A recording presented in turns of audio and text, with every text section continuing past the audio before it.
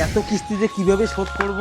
বাবা টেবিলের উপরে বিস্কুট রেখেছো, আমি খাবো। আরে এই সৎ ছেলে, টেবিলের উপর বিস্কুট রেখেছি যে তোকে খেতে হবে? বাবা তার জন্য আমি বলি এ সৎকে বাড়ি থেকে তাড়িয়ে দিতে পারো না? না রে, একে তাড়িয়ে দিব না, এর দ্বারা বাড়ির কাজ করিয়ে নিব। যা কাজ কর। তুই আসছিস রে বাবা, আয় ঘরে আয়। বাবা আমাকে একটা নতুন সাইকেল কিনে দাও। আরে কিন্তু একটা সাইকেলের দাম তো অনেক, আমি টাকা কোথায় পাবো? না আমাকে কিনে দিতেই হবে। কিছুক্ষণ পর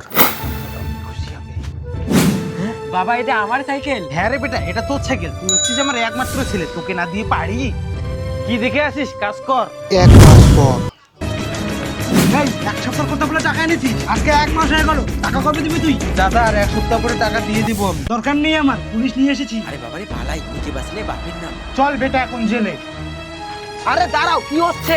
10,000 টাকা নিয়েছে 1 সপ্তাহ কথা বলে। 1 মাস হয়ে গেল, তুই টাকা দিতে পারবি? সরে যা সামনে থেকে। দাঁড়াও, আমি টাকা দিব।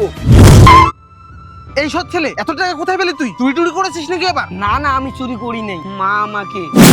এখানে 20,000 টাকা আছে, যদি কোনোদিনও বড় সড়ো বিপদে পড়িস তাহলে এই টাকাটা খরচা করিস। আর তোর বাবার আমি ভরসা পাই না। মা, তোমার আমি কিছু হতে দেবো না মা। মা, এরকম ছেলে থাকা ভাগ্য, তুই আজকে ওর জন্য বেঁচে গেলি, নয়তো তোকে জেলের ভাত খেতে হতো। বাবারে তুই আমাকে ক্ষমা করে দিস, সৎ বলে খুবই অত্যাচার করতাম তোর উপর। বাবা। বন্ধুরা, এই সৎ ছেলের জন্য কি 10,000 লাইক করা যাবে?